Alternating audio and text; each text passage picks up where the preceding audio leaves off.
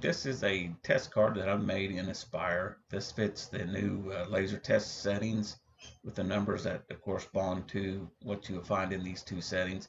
The old version up here was a quick engraving. They went off of spindle speeds and they went off of, you know, on the settings over here where you got down in here and you changed the spindle speed and the feed rate was your two things that you set up. And so those numbers are always kind of ambiguous to me. They didn't really fit with what I was wanting to do, and I was like always a little bit gray on those settings. Even though I was able to use them, I came from a 2 watt to a 20 watt, and found this to be a little more confusing than this setup. This setup is basically matches the power and the move speed, and then the number of passes, and then whether you're cutting on the outside, the inside, or cut on, or the hatch fill.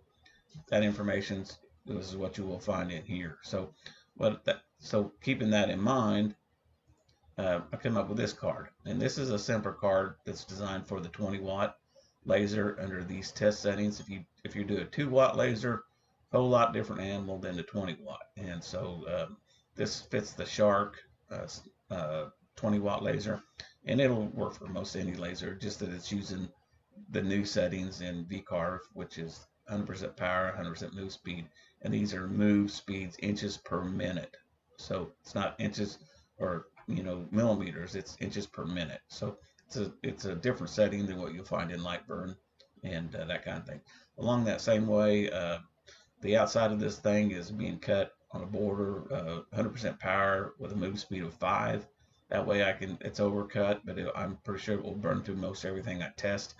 Now, I have found that this will reliably cut through 1/2 inch. Most materials that I've found, it will cut reliably through that with one pass. Some of the harder, denser, you might have to run 2 passes. So along that same line, I kind of learned as I was doing this that I wanted the decimal number of the thickness of the material, the fraction equivalent, because I'm an old-fashioned 1/4 inch, 1/8 inch, 1/8 inch full, whatever. But now with the CNCs and this stuff, a lot of decimal numbers in there make good sense to me now. Material wise, it's oak, pine, hardwood, whatever goes up there, and then pass.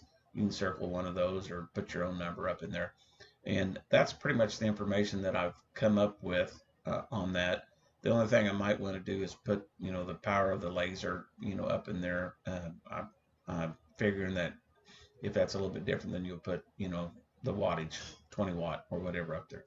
So anyway, that's information. It burns this all in. This takes about 8-9 minutes to burn the card in, and goes in from that setting there. So each one of these are burning at the different rates. Found that a power of 5 doesn't really do too much, but I left it in there because if I do, carve on some cardboard or some paper, that may be the setting that I need. So I went ahead and let that in there. But for the biggest part, it's only going to cut in here. I also learned as I made this that I wanted card settings of different values. So I have another set like this that goes from 60 up to 100, or 60 up to 100 here, and then the move speed is basically the same kind of a deal up to the higher ends. And I found that too much power for the biggest part, it just burns holes and stuff. So you need to keep your power down and that kind of thing. These holes here are matching with the border, and the layers got them matched up there. So I've got 4 cards now that I've got laid out. 2 of them are for cutting, and then 2 of them are for hatch fill, and they correspond to the settings in here. But all of this power and the speed settings relate to the new laser tools, and then the ones that are hatch and fill, I've got 2 more layouts that use these same power settings that come up with that. The latest addition is, of course, this header across the top, and it works out pretty good. I'm getting a good handle on what the laser will do. I've got like 30 test cards out there that I've made. These are little holes for like a 3-ring binder kind of a deal, where you can just put a couple cable ties in there and put your stuff together if you got a bunch of them.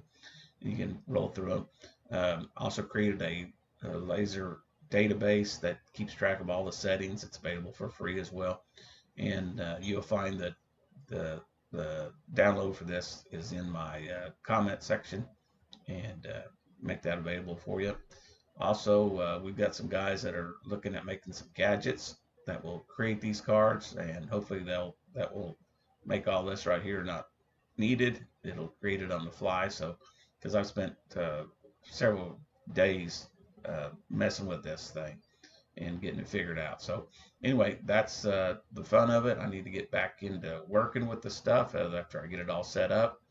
I do want to caution you that the 20-watt laser will create a whole lot more smoke, so you want to be sure to vent outside. I created a outside vent gate that allows my dust collector to vent outside or vent inside, depending on my choice. And it's just a matter of raising it down, and it changes that. So anyway, that's on my site and my YouTube channel. So there you go, and hope you enjoy the Vectric V-Carve and Aspire laser settings. So I'm getting ready to put it to use and get her to going.